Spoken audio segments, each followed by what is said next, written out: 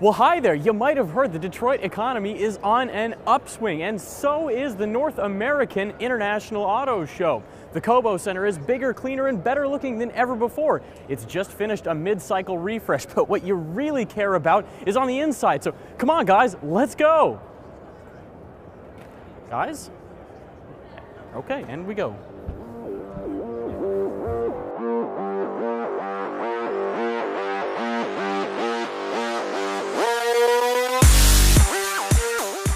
Say hello to the latest Porsche Cayenne.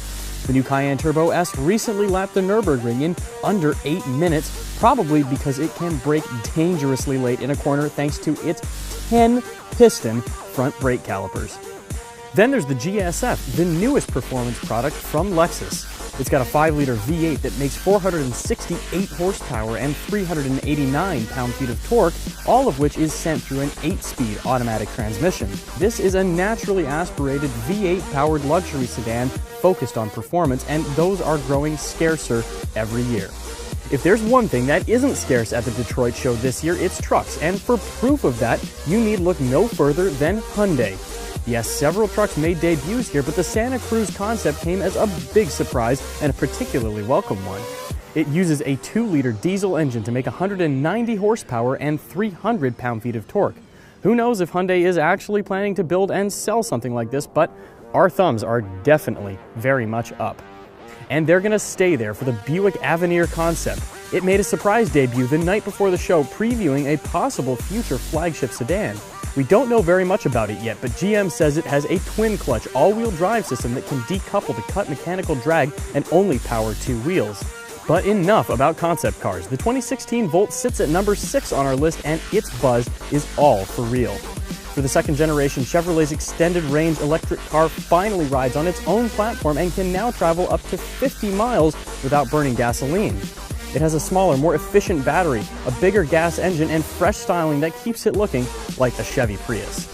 But for all the fossil fuels people save by driving the Volt, there will probably be at least one of these puppies running to keep things in check. Ford's second-generation soft road racer has more power, more suspension travel, and even meaner looks than before.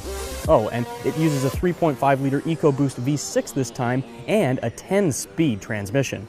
The new CTS-V debuted here this week with a supercharged 6.2-liter V8 closely related to the engine you would find in the new Corvette Z06. It turns out 640 horsepower and 630 pound-feet of torque to reach a claimed top speed of 200 miles an hour. But if an American sledgehammer wrapped in rich leather isn't appealing to you, Acura finally has your fix. Yes, the production NSX is here in Detroit, promising super high performance designed to be accessible for most drivers.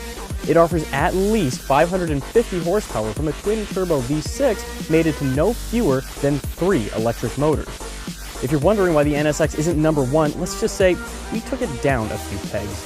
3 to be exact, 1 for every year of painful waiting staring at concept cars since the first one debuted here in 2012. And in number 2, there's a track-focused product from Ford that can boast some impressive firsts. It has Ford's first flat plane crank V8. It's going to be the first naturally aspirated V8 from the Blue Oval brand to crack 500 horsepower from the factory, and it's the first car from a mainstream brand to come with wheels made of carbon fiber. But if you're just not happy with a Mustang, all you need to do is a 180-degree turn at the Ford booth to see what's in number 1, the Ford GT. Looking more like a Le Mans prototype than something you could legally drive on public roads, this is actually a production-ready vehicle. It uses a 7-speed dual-clutch transaxle mated to a version of Ford's 3.5-liter twin-turbo V6 that will make at least 600 horsepower. Best of all, it's scheduled to enter production next year.